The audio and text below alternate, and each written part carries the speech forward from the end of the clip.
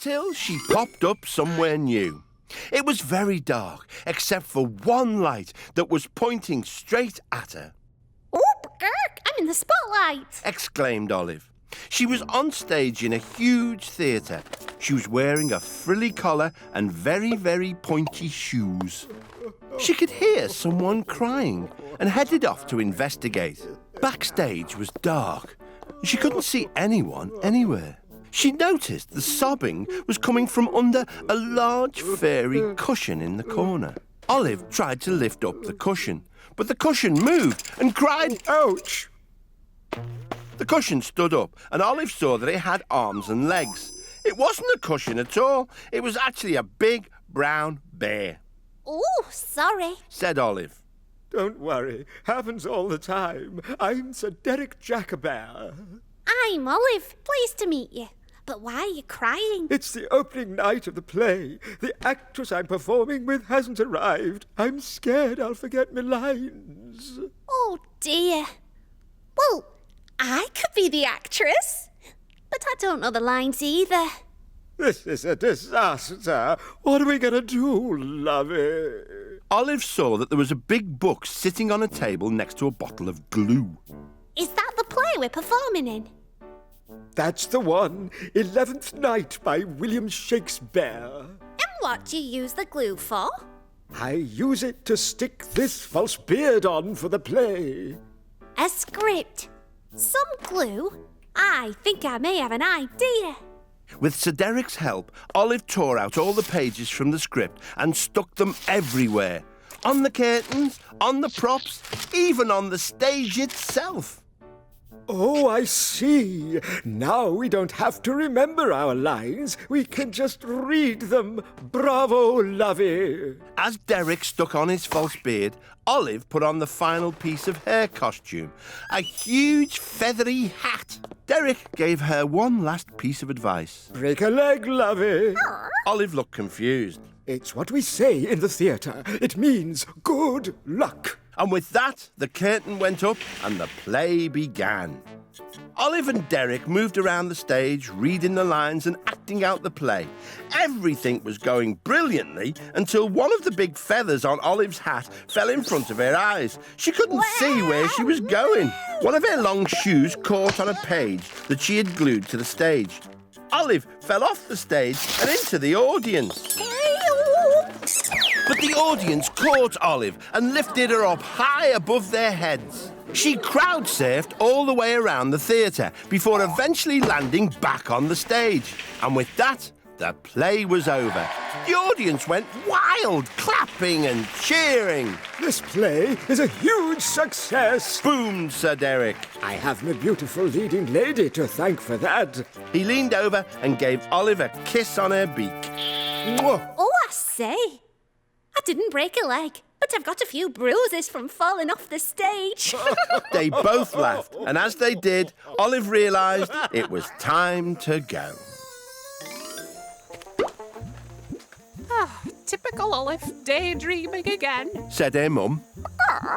Actually, I've been performing in a spectacular play. Your head's been in the sand too long, dear, said Olive's dad. Her little brother laughed. But Olive wasn't listening. She was already dreaming of her next till she popped up somewhere new. It was a very dusty, hot place, with tumbleweed rolling past. Olive was on a cowboy ranch in the wild west of America. She was wearing a cowboy hat and cowboy boots. All of a sudden, she heard stamping feet and a loud wail. A little goat was riding along on the back of a huge bull. He was getting bumped about all over the place. Help! Help! The bull screeched to a halt, sending the poor goat somersaulting through the air. He landed at Olive's feet with a thump. Oh, are you okay? Asked Olive. Oh, yeah, I'm fine, ma'am. Howdy, I'm Billy the Kid. What name do you go by? I'm Olive. Pleased to meet you, Billy. Is there anything I can do to help? Well, I just can't get these darn bulls into the barn. My daddy's gone to town and left me in charge of the ranch. He'll be real proud of me if I get them inside before sundown. I'd be glad to help. What have you tried so far? Well, I've tried lassoing them.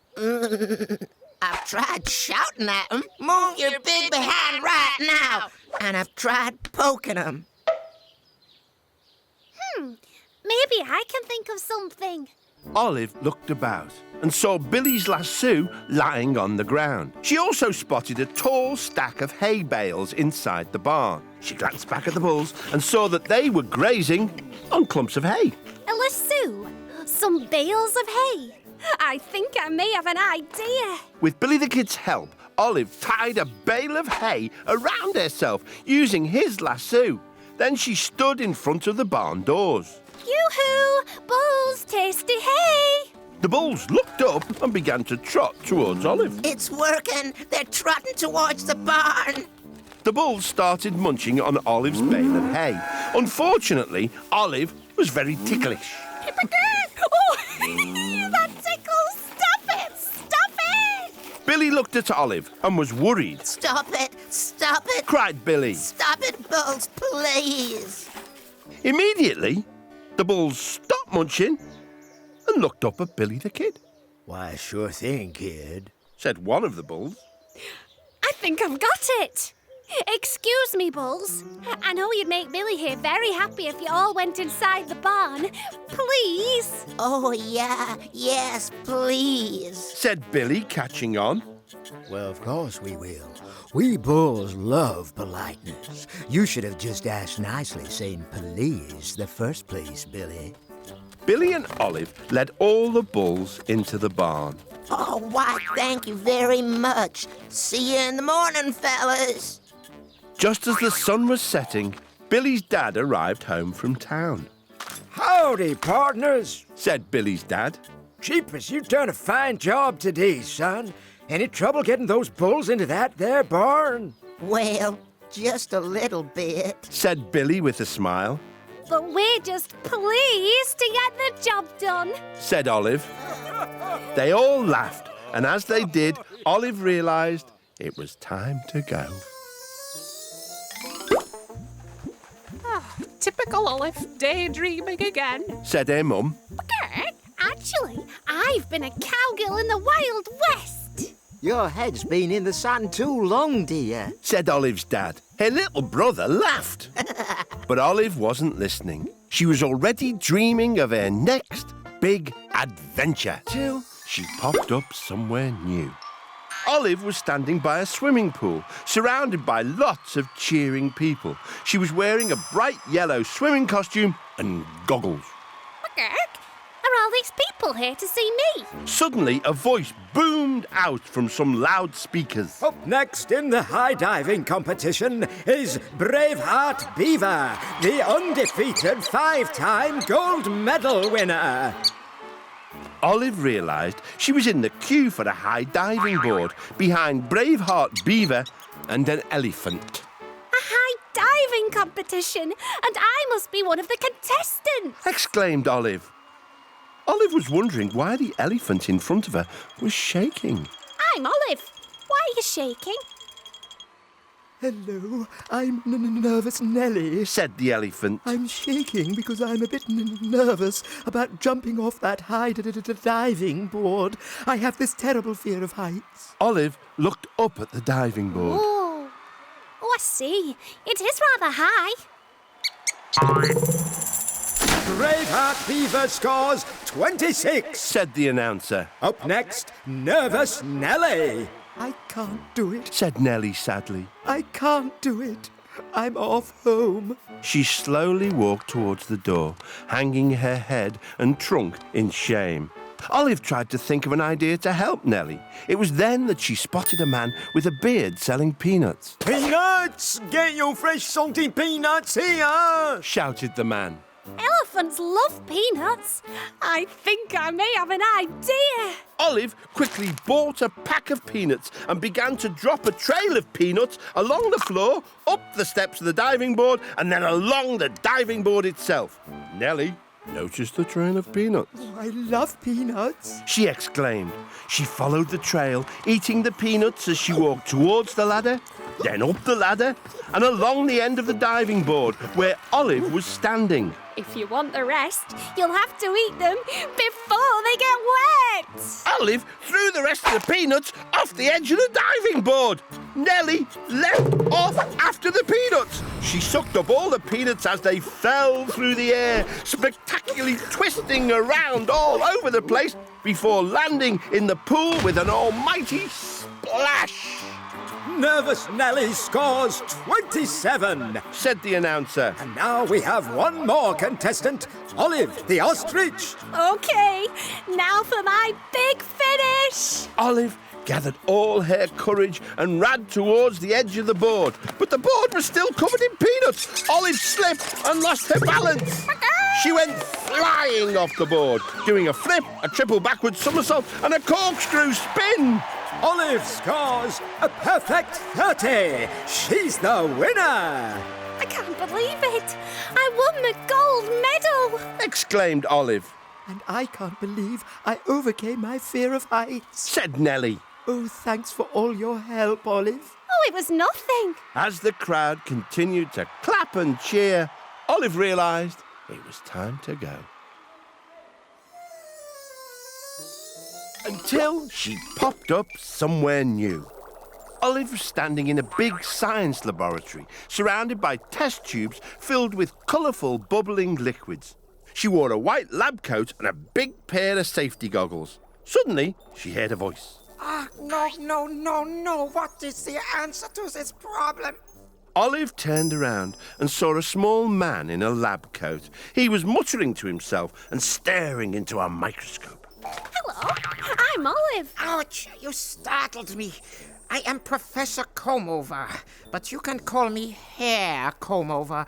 I am a very busy scientist. What can I do for you? I was going to ask you the same thing. Are you in a spot of bother? I've been trying to invent a cure for baldness for many years. It's driving me mad. The professor turned and picked up 2 bottles from the table. I need to mix together the right ingredients for the cure. If I do, I will have beautiful flowing hair again. Oh, how I miss my hair. Look, this is me when I was younger. Handsome, eh? I just can't find the right ingredients.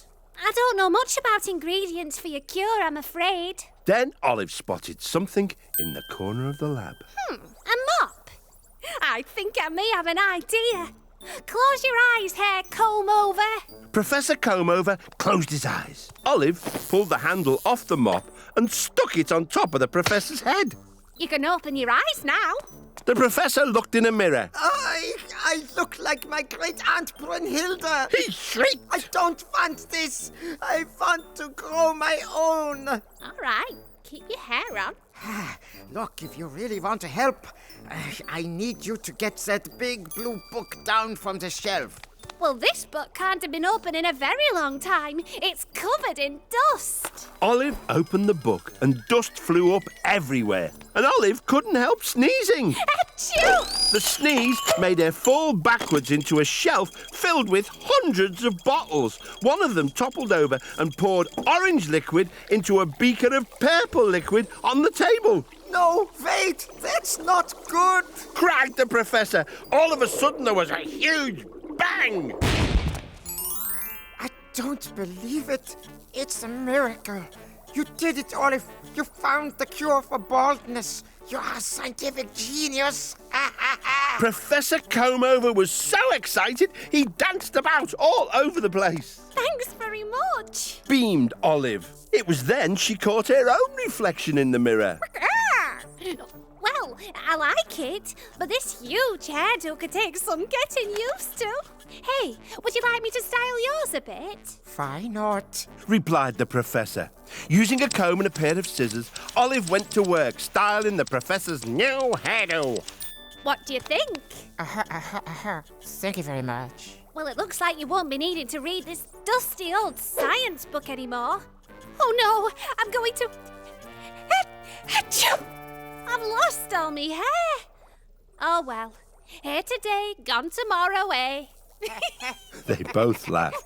And as they did, Olive realised it was time to go. Typical Olive, daydreaming again. Said her mum. I Actually, I've been helping cure baldness. Your head's been in the sand too long, dear. Said Olive's dad. Her little brother laughed until she popped up somewhere new. Olive was outside in the rain, right in the middle of a large muddy field. She was wearing a maroon-coloured shirt and was holding an umbrella to keep her dry. Oh, Bagirk, I'm wearing a sports kit. There was a goal at each end of the muddy field, and behind one of the goals there was a large tree laden with apples. Hey, number 7. Shouted a tall pig with a clipboard. Hello, I'm Olive. I'm Sean Curlytail. I coach the Richmond Hockey Hogs. He said, pointing towards a group of pigs all wearing the same maroon kit as Olive. And you must be our missing team member. Oh, how exciting. Problem is, you're not the only thing missing. Today, I forgot to bring the hockey sticks and hockey balls. We can't play hockey without them. Olive looked at the big apple tree. Some apples? My umbrella? I think I may have an idea. Olive organised the team into a large pyramid with hair at the very top. Olive hooked her umbrella around a branch that had lots of apples hanging down from it. She shook the branch and all the apples fell off it and tumbled to the ground. Oh, this is all well and good, and apples are very tasty. But how does this help us play hockey? Well, a hockey ball is small and round like an apple. And a hockey stick is a long straight stick with a curve on the bottom, a bit like this umbrella. Oh, brilliant idea, Olive. But to play a game of hockey, we all need a stick. Excuse me. Piped up a small pig. I'm Sophie Swine, the captain of the Hogs. Why don't we have a penalty shootout? We only need one stick for that. Great idea! Said Sean, and he quickly organised the competition. Each pig would get one shot on goal using an apple as the ball and Olive's umbrella as the hockey stick. Sophie Swine volunteered to play in goal. Everyone took turns to shoot. Some shot too high, some shot too low. But every time, Sophie would get in the way of the apple ball and eat it, stopping it going into the goal. For one shot, she even did a backward somersault, landing on her feet and gobbling up the apple. Well, you're the last player, Olive. No one has managed to get a goal yet. So if you score a goal now, then you're the winner. Olive took a long run up and swung for the apple ball. But the pitch was so wet, she slipped. Her shot had lost all of its power. Olive watched as the ball rolled slowly towards the line. But instead of saving the apple ball by eating it, Sophie simply let it roll through her legs and into the goal. Goal! Shouted Sean. Olive's the winner! The other pigs cheered and lifted Olive high into the air. Bagirk, I'm glad I won. Sophie, why didn't you save my shot? Sorry, I would have done, but my tummy's too full of apples. Said Sophie before letting out a huge burp. They all laughed, and as they did, Olive realised it was time to go. Popped up somewhere new. She could hear some tinkly music. It was coming from a little white van that was parked nearby, and Olive could see all sorts of things inside the van. Oh, Bagirk, those look tasty. Exclaimed Olive. Olive was wearing a white overall and a special paper hat. She could hear strange grunts coming from inside the van. Hello? Are you all right? Asked Olive, and she reached in through the window to help. Up popped a very cold lady. Thanks. Shivered the lady. I'm Millie Vanilla. I'm Olive. Pleased to meet you. Oh, you're cold. You need to warm up. Oh, no. If I do that, my ice cream will melt, and I need it for a birthday party. Ice cream? Yes, it's a very tasty treat, and I don't want to boast, but my ice cream is the very best. She reached into the freezer and scooped some ice cream into a cornet for Olive to taste. I add a secret ingredient. Whispered Millie, and she stuck a stick of chocolate on top. Olive licked the ice cream. It's very tasty. Like I said, the very best. Now I mustn't be late for the party. Would you like to help me? Oh, yes, please. Olive jumped into the van and they drove off. They were nearly there when Olive heard a bang. The van stopped with such a bump that all the chocolate sticks fell out of the window. Olive and Millie got out to see what was wrong. One of the tyres was completely flat. All the air's leaked out. But Millie was more worried about the big brown puddle on the ground.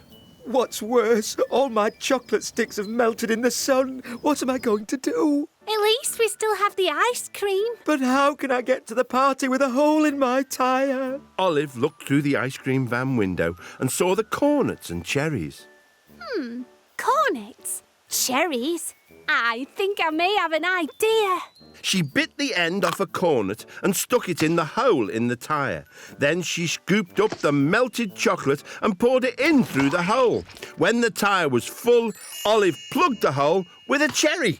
Oh, good as new. Thanks, Olive. And so, with the tyre fixed, they drove to the party. The children cheered as Olive and Millie handed out ice cream cornets, but the birthday boy looked puzzled. Where's my chocolate stick? He asked. Millie began to sniffle. He only likes ice cream with a chocolate stick stuck in it.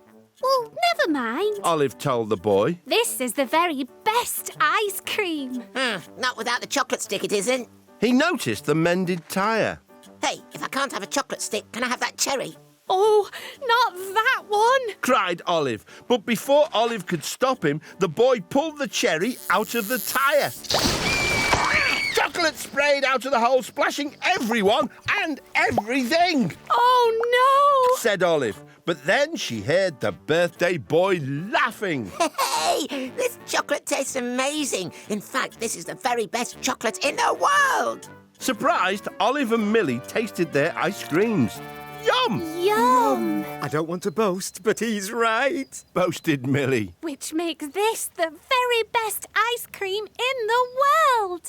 Everyone laughed, and as they did, Olive realised it was time to go somewhere new. Olive was standing in the middle of a large field with white lines painted on it. There was a net across the middle. She was wearing a little white skirt and a sun visor. Close by, two very tired-looking giraffes sat on a bench. Olive was about to walk over and talk to the giraffes when all of a sudden a ball went flying past her head, followed by another and another. Oh, please stop. You're going to hit me. Sorry, man, I didn't see you there. Olive saw a curly-haired toad wearing white shorts and holding a racket. I'm John McIntoad, and I'm trying to train for an important match, but my training partners Virginia and Wade are too tired to play. Oh, I'm Olive. If Virginia and Wade are too tired, maybe I can help you train. Well, sure. Do you play tennis? I don't even know what tennis is. You cannot be serious. This is a tennis court. This is my tennis racket. Surely everyone knows what tennis is. I'm afraid not. Will you teach me? Sure, I guess I could. First you need a racket like mine. It's what you use to hit the ball. John gave Olive a lovely pink racket from his bag. Now you go down to that end, and when I hit the tennis ball over the net to you, you try and hit it back, okay? Olive swung her racket a couple of times to get ready. John threw the ball high above his head and hit it over the net. It was going so fast, Olive couldn't reach it in time. John tried again and again, but each time he hit the ball so hard that Olive couldn't hit it back. Then John smashed the ball really hard. It whizzed over the net and hit Olive right on the wing, making her spin around. Into the net, feathers flying everywhere. I've broken the net. Exclaimed Olive. John McIntoad ran over and stuck a long strip of sticky plaster on Olive's wing. Don't worry about the net. I hope I haven't hurt you, Olive. Oh, no, I'm fine, John. But I'm afraid I haven't given you much tennis practice. Olive looked around and suddenly thought of something. Some feathers. A ball? Some sticky plasters? I think I may have an idea. Olive picked up one of the balls and carefully started to stick feathers to the ball with the sticky plasters. Next, she asked Virginia and Wade to hold up the net. Oh, that's a bit higher than before. Once the net was in position, John tossed the feather-covered ball above his head and hit it over the net. With the feathers on it, the ball was now going slower and Olive could reach it. She hit the ball back this time to John. This is what we call a rally. Said John, hitting the ball back to Olive. Olive and John hit the ball back and forth, high and low, fast and slow. They played the tennis rally all afternoon until eventually John hit the ball too low and it landed in the net. Ugh, I think that's enough practice for one day, Said John, breathing heavily and looking exhausted. Thanks for the game, although I'm not sure I'm really very good at tennis. Well, you were amazing at featherball. You've invented a whole new game. Heck, have I? Oh, let's hope it doesn't catch on. I don't want to lose any more feathers. They both laughed, and as they did, Olive realised it was time to go. She popped up somewhere new. This is a spectacular place. Olive saw a man with a huge curly moustache. He wore a red and black tunic with a crown on the front. I'm Olive. Where am I, please? I'm Beefy the Beefeater. You're on a tour of the Tower of London. He answered. Heck, I'm in London. Olive found a camera hanging around her neck and snapped a few pictures. And if you look to your right, you'll see the ravens. Tradition says they must never leave the tower, or the kingdom will fall. And not a single one has. Not on my watch, anyhow. Hello, what's your name? Olive asked. Roberta, And why do you look so sad, Roberta? because I really want to explore London, like those tourists over there. I want to see all the sights, Big Ben, Buckingham Palace, and especially Trafalgar Square. But of course you can't leave the tower. Said Olive. No, and Beefy is always watching and counting us.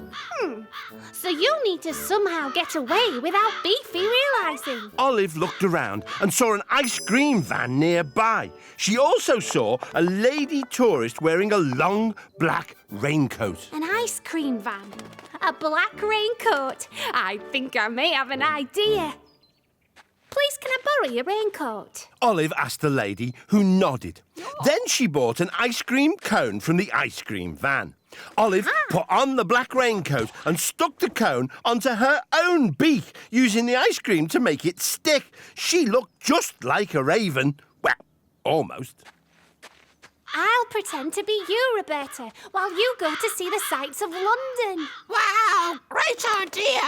When Beefy was looking the other way, Roberta made a dash through the tower gates. Olive tried to blend in with the other ravens, but she was so tall she really stuck out. What was worse, the ice cream cone was melting, dripping into a growing puddle at her feet. Beefy walked over and began counting the ravens. 1, 2, 3, 4. When he got to Olive, he stopped and raised an eyebrow. Said Olive. It was a pretty good impression of a raven. Beefy shrugged and continued to count. 5, 6 ravens. Excellent. But now, Olive's ice cream had melted so much, the cone fell off her beak. Hang on a raven counting minute. You're not a raven. You're an ostrich. I'd better count again. Oh no, he's going to realise there's one raven missing. Beefy began to count. 1, 2, 3, 4, 5. Only 5? But just in the nick of time, Roberta came swooping in over the Tower of London's walls. She landed just behind Beefy. Said Roberta loudly. Beefy spun round. Aha! There's number 6, all safe and sound. What was I thinking? It's not like these ravens ever leave the tower. Not on my watch, anyway. Beefy walked off to get his dinner. No, us ravens never leave the tower. Chuckled Roberta. This made Olive and the other ravens laugh too. And as they did, Olive realised it was time to go. Till she popped up somewhere new. Olive was standing on the deck of a huge wooden sailing ship in the middle of the sea. Okay, look at all that water. Ahoy there! Olive saw a cat wearing a dashing outfit and a sailor's hat. Welcome aboard. I'm Captain Chris Columbus, the most famous explorer in all of the 7 seas. Hello, my name's Olive. I've never met a famous explorer before. Olive, you don't have any food on you, do you? Me and my crew are absolutely starving. Olive turned around to see a chubby bulldog and a Jack Russell. Oh, hello. These are my trusty shipmates, Bully the cook and Master Jack Russell, the deckhand. We're really hungry. complained Jack. I'm sorry. What happened to all your food? A few days ago, we sailed through a terrible storm. An enormous wave washed all our food overboard, along with my map of the 7 seas. Now we're down to our very last tiny piece of stale bread. Said Bully sadly. Oh dear, that's not going to fill you up. Said Olive. And without my map, we're lost and can't find our way back home. I'm not very good with maps and directions, but maybe I can find you something to eat. Olive looked at Bully's vest and Jack's mop. A mop?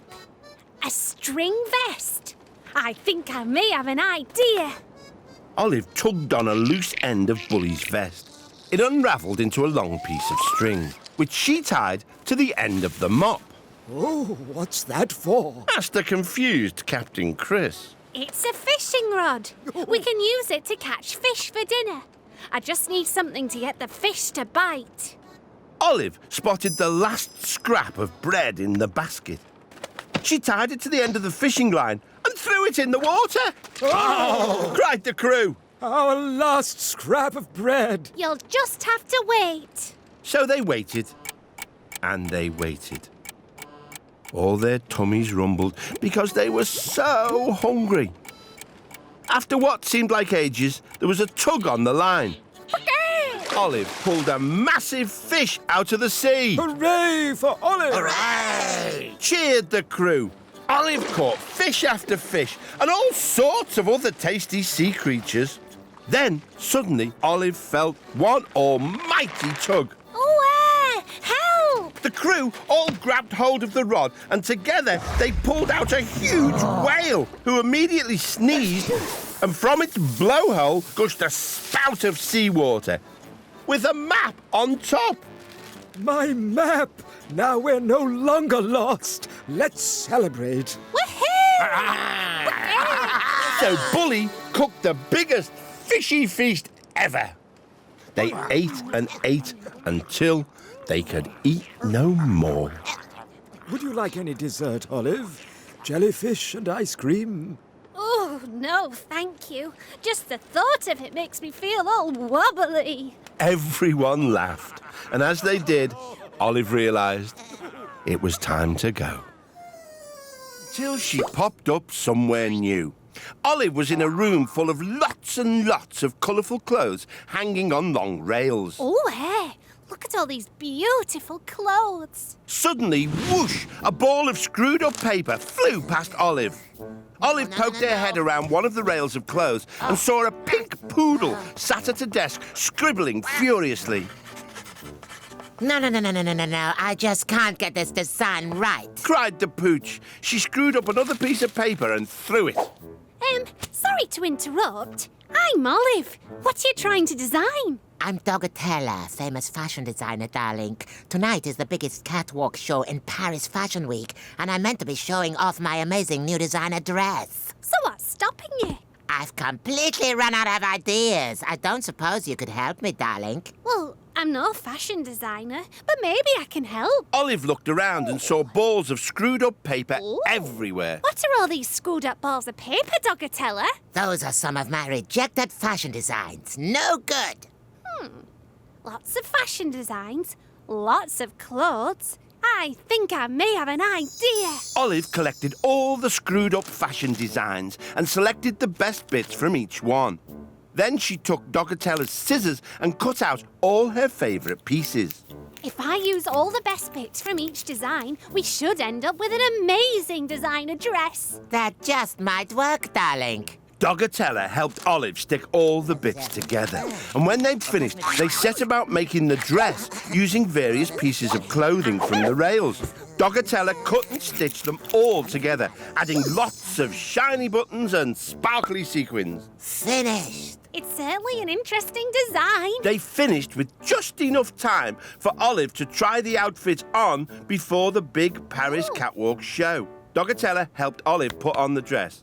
But there was one small problem. Okay, who turned out the lights? Oh, no, I was in such a rush to finish the designer dress. I forgot to make a neck hole. Olive stumbled around the dressing room, bumping into the rails of clothes. I can't see. Clothes kept falling off their hangers onto Olive. She collected 5 jumpers, 3 dresses, 4 pairs of trousers, and even a few pairs of shoes before accidentally stumbling out onto the catwalk. The crowd gasped. What's going on? Called Olive as she desperately tried to find a hole to poke her head out. Then there was a loud ripping sound, and Olive's head popped out. The crowd went wild. Dogatella addressed the crowd. Yes, ladies and gentlemen, why put on just the one item from your wardrobe when you can wear everything at once? I present to you the Olive range. All the people in the crowd started putting on more and more layers of clothes. There was a woman with 8 jumpers, another with 6 hats, and a man with 14 pairs of trousers. Olive, you've started a whole new fashion trend. You're a fashion sensation, darling. Well, that's just completely sensational, darling. They both laughed, and as they did, Olive realized it was time to go. Until she popped up somewhere new. It was a place covered in soft yellow sand, and it was next to a glistening blue sea. It's a lovely sandy beach. Olive looked down and saw she was wearing flippers. She tried to walk but fell flat on her beak.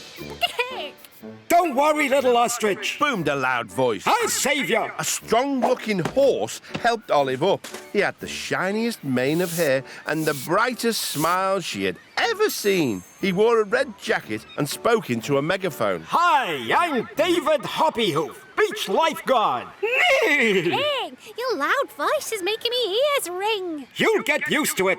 I'm always here, so if anybody gets into any trouble on this beach, I will rescue them. Oh, you're a real hero. Just doing my job. Boomed David as he proudly combed his shiny hair. Just then, Olive heard a cry coming from the sea. 2 tigers were in trouble. Their claws had punctured their rubber dinghy. Help! We're sinking. David, those tigers need your help. But David had disappeared. Olive couldn't see him anywhere. Then she noticed a very funny-looking sandcastle. Olive shook her head. Why are you pretending to be a sandcastle, David? Those tigers need you to rescue them. I can't. But that's your job. You're the beach lifeguard. I was only pretending. I've always wanted to be a lifeguard, so I borrowed this outfit. The truth is, I never rescued anyone. David started to cry. You see, I hate the water. It makes my hair go all frizzy. Help! We're still sinking. Olive spotted David's huge comb and a surfboard lying nearby. Oh, cool. A surfboard? I think I may have an idea. David and Olive grabbed the surfboard and using David's comb as a paddle, they paddled out and rescued the tigers. Hooray! You're our heroes. They paddled back to the beach. David didn't get a drop of water on his shiny hair until... There you go, my tiger friends. Back safely on dry land. As David lifted the tigers onto the beach, he started to wobble. Oh. And then he toppled backwards into the sea. Oh, your hair looks different. Exclaimed Olive. I love it. It's so big and it's so bouncy. It's really beach chic. Excuse me. Came a stern voice. It belonged to an even bigger horse. He really did look like a lifeguard. My name is Big Jim, and I am the lifeguard of this beach. What are you doing with my megaphone? I'm sorry. I only borrowed it so I could pretend to be a lifeguard like you. Big Jim smiled. I think you should keep it. After seeing you bravely rescue those tigers, I think you would make a great assistant lifeguard. Why, thank you. Beamed David. He was thrilled. He couldn't believe his dream had finally come true. And now you've got the perfect beach haircut as well. Said Olive. They all laughed. And as they did, Olive realized it was time to go. Until she popped up somewhere new. A group of people were running round a ring. Each of them had a dog trotting at their side. Suddenly, a voice from a loudspeaker boomed. Welcome to Mott's Dog Show. Oh, I love a good dog show. Exclaimed Olive. Just then, she heard a sad voice. Oh dear, what have I done? The sad voice belonged to a little old lady who was holding a small carrying case. I'm Olive.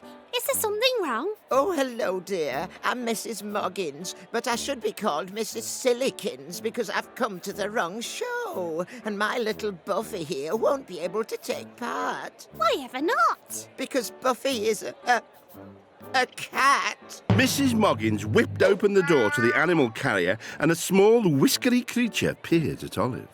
A cat? Oh, that could be a problem. She's so disappointed not to be in the show. Look how droopy her whiskers are. Why don't I get a nice cup of tea to cheer you up? Oh, yes, I'd love a cup of tea. Olive got 2 cups of tea and a plate of mini sticky bicky bites, which were very sticky indeed. Yay! These mini sticky bicky bites are sticky to my feathers. Giggled Olive. If only Buffy could be in the show. Mrs. Moggins sighed. Olive looked at the biscuits. A cat. Some mini sticky bicky bites. I think I may have an idea. Mrs. Moggins, let's make a dog disguise for Buffy using these sticky bickies. With Mrs. Moggins' help, Olive laid all the biscuits out on the ground and encouraged Buffy to roll over them. They all stuck to Buffy's fur. Now Buffy is a new type of dog. A mini sticky bicky.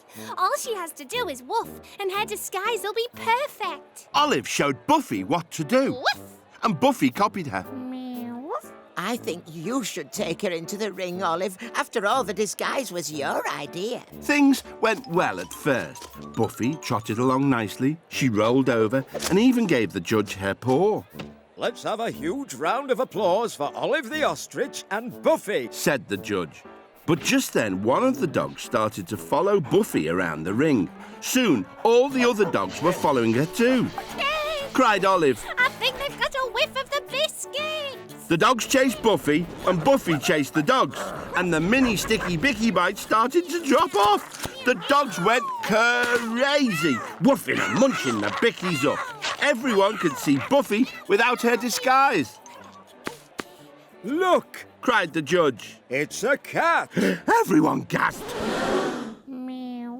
Said Buffy. It's no use, Buffy. We've been found out. Then suddenly the air was filled with booming laughter. It was the judge. Oh, that's the funniest thing I've ever seen. The judge thought it was so funny, he awarded Buffy a special rosette for Best Cat in a Dog Costume. Buffy was so happy, she purred. Thank you for all your help, Olive. Buffy is the happiest cat in the show. She's the only cat in the show.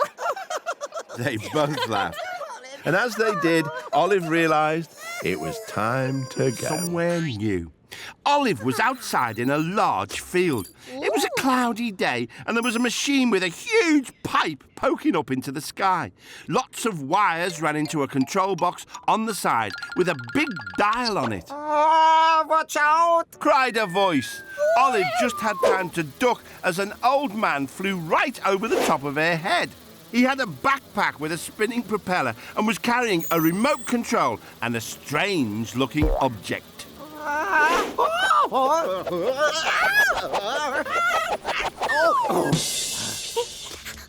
Oh, are you okay?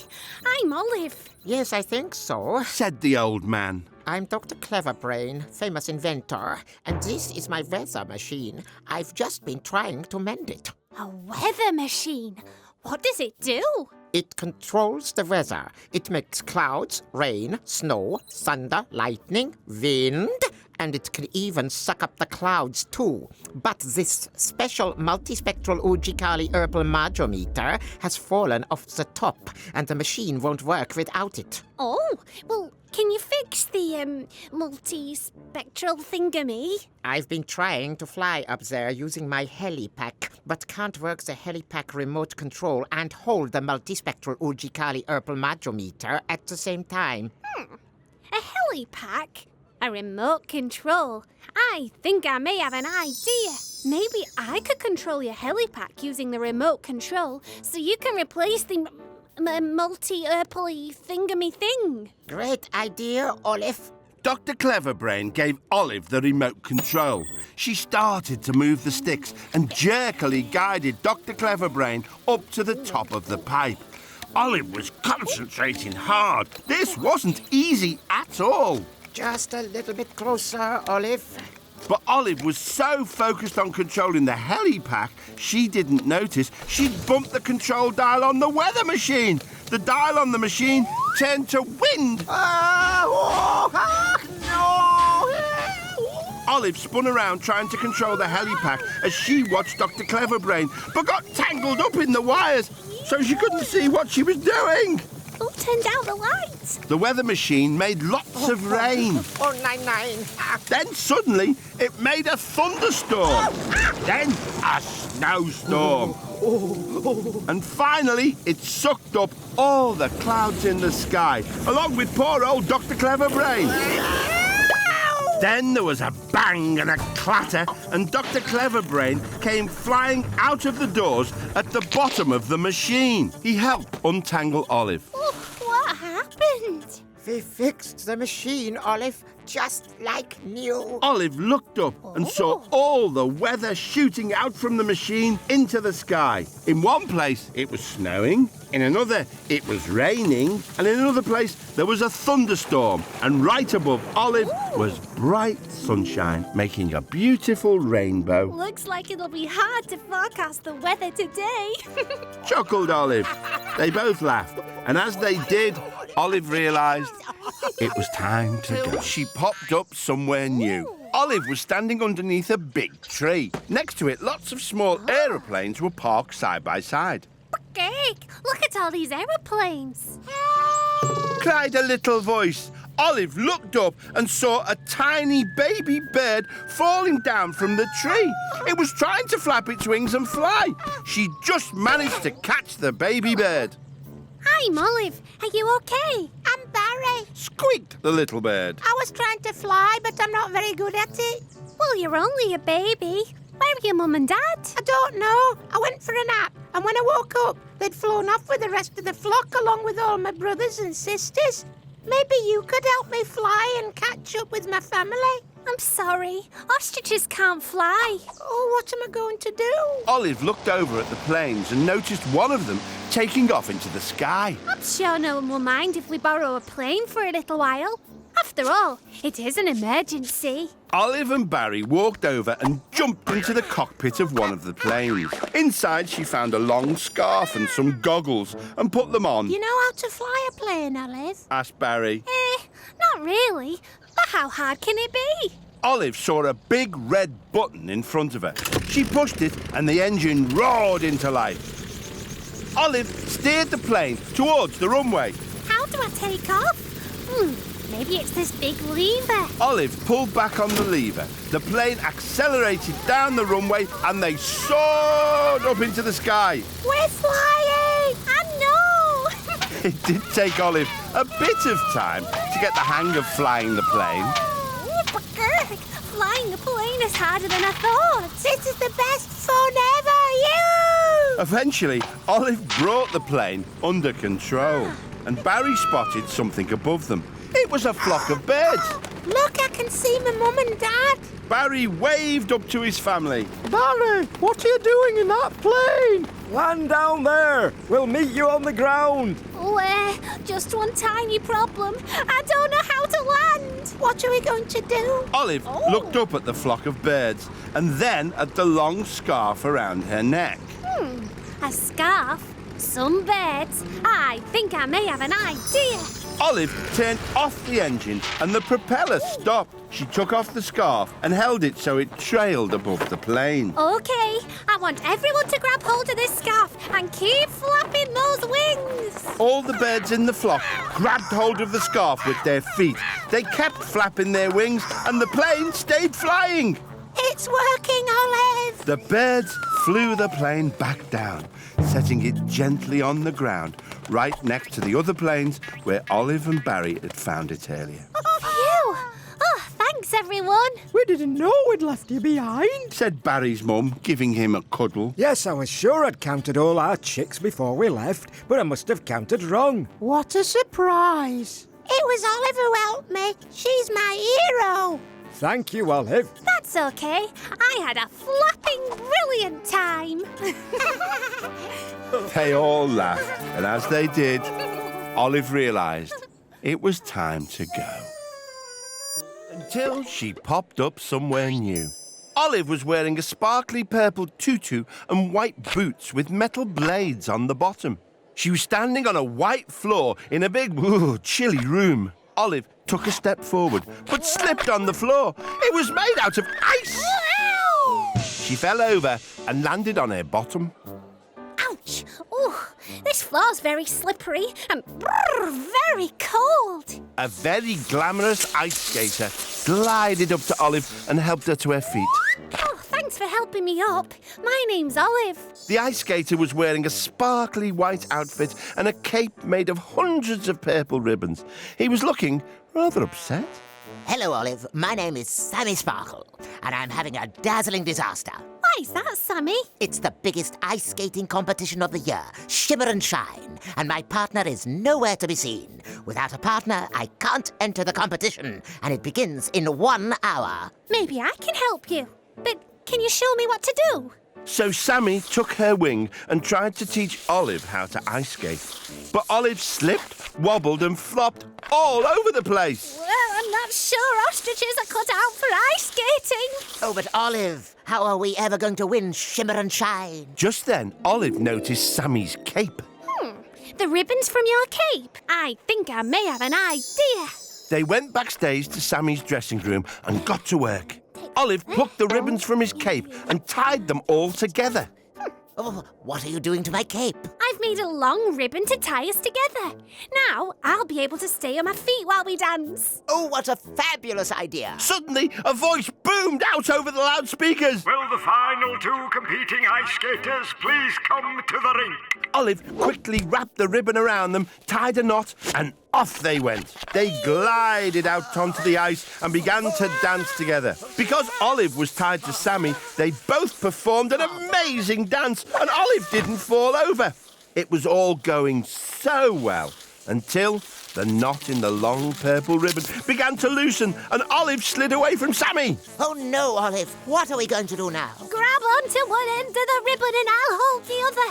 Whatever you do, Sammy, don't let go. But it was too late. Olive was slipping and sliding all over the place, running on the spot, skating backwards, forwards, here, there, and everywhere. It was a disaster. Sammy tried to pull Olive back towards him, but as he did, she tripped and the ribbon snapped into lots of little ribbons which flew up in the air along with Olive. Screamed Olive with her wings flapping in the air. She flew straight into Sammy Sparkle and they both dramatically dropped to the floor. The crowd stood to their feet and went wild. Sammy Sparkle couldn't believe it. The crowd loved us, Olive. Olive and Sammy bowed to the judges as they each held up their scorecards. 10, 10, 10, 10. Fabulous. A perfect score. We've won Shimmer and Shine, and it's all down to you, Olive. Oh, phew. For a moment there, I thought we were skating on thin ice.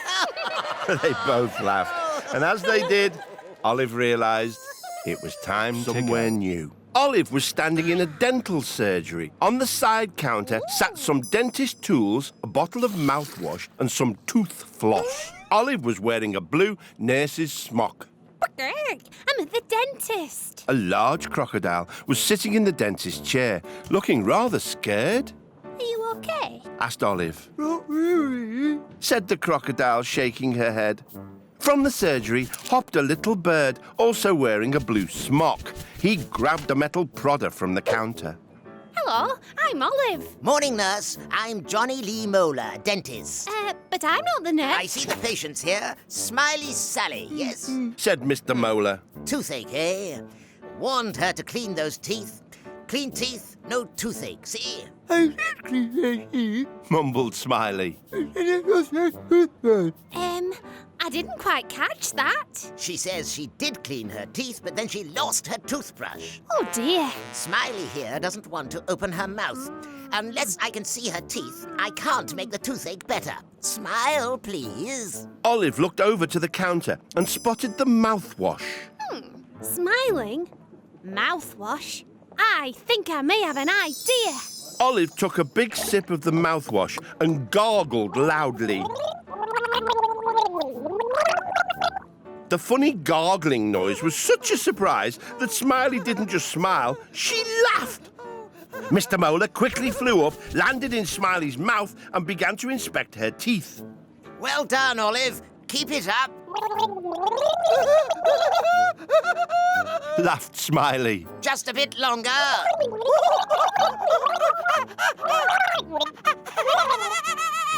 Then suddenly there was a gulp. Smiley had laughed so hard, she'd accidentally swallowed Mr. Molar. Oops. Quick, Smiley, open super wide. Olive grabbed a dentist mirror and used it to peer down Smiley's throat. Hello up there. Echoed a voice. It was Mr. Molar. I'm stuck down here in Smiley's tummy and I can't climb out. Olive spotted the crocodile tooth floss on the counter. She pulled out a long piece, then lowered it down into Smiley's mouth. Stay open nice and wide, Smiley. Okay, got it. Pull me up, please. At last, Mr. Molar appeared and hopped out of Smiley's mouth. Are you okay, Mr. Molar? Never better. One of the hazards of the job. Now, how's that toothache? Why, it's gone. Thought so. Found this stuck in your back teeth. Mr. Molar held up a pink toothbrush. My toothbrush. Must have accidentally swallowed it while brushing. No wonder you had toothache. Smiley looked worried. But what if I swallow my toothbrush again? Olive took some crocodile tooth floss and tied it to the toothbrush. Now you'll be able to pull it out yourself. Good idea. Cried Mr. Molar. And as a reward, he gave everyone a sticker with a picture of a big smile on it. Best patient for you, Smiley. Best dentist for me. And for Olive. Best gargler. They all laughed. And as they did, Olive realised it was time to go somewhere new. Olive was wearing a bright yellow safety jacket and a hard hat and big black boots. Egg, I should be nice and safe wearing this lot. She was standing on a building site. There was a house being built, but it was only half finished. Lots of workmen were sitting around doing nothing. One read a newspaper, another was fast asleep. Oh, look, there's some bird over there. Said one. Yes, I am a bird, thanks very much. I'm an ostrich. Can I help at all? Said a gruff voice. Olive turned to see a big man with lots of stubble on his face. With him was a little boy. Oh, hello, I'm Olive. It doesn't seem very busy here. I'm Butch the foreman. We're meant to be building this brand new home, but my son Eric here came to visit me today and he brought his pet puppy Gordon. Yes, and Gordon slipped off his lead and ran off with his special plans to the house. They're called blueprints. Now he's lost somewhere on the building site. Blueprints. They sound important. They certainly are. Without those blueprints, none of my men can do any work. Olive spotted a van selling sausage sandwiches next to the building site. The sausages smelled really good. Some tasty smelling sausages. A lost puppy. I think I may have an idea. Butch, can I borrow that digger, please? Go right ahead, but Eric and I will ride with you. Safety first around here. Olive jumped into the digger with Butch and Eric. Easy. She drove it over to the van and asked the owner to put a whole pile of sausages into the bucket and tie strings of sausages to the back of the digger. Olive drove the digger full of sausages all over the building site. Keep your eyes peeled for Gordon. When he smells all these sausages, he's sure to come out from his hiding place. She drove past the cement mixer. Eric peered inside but couldn't see Gordon.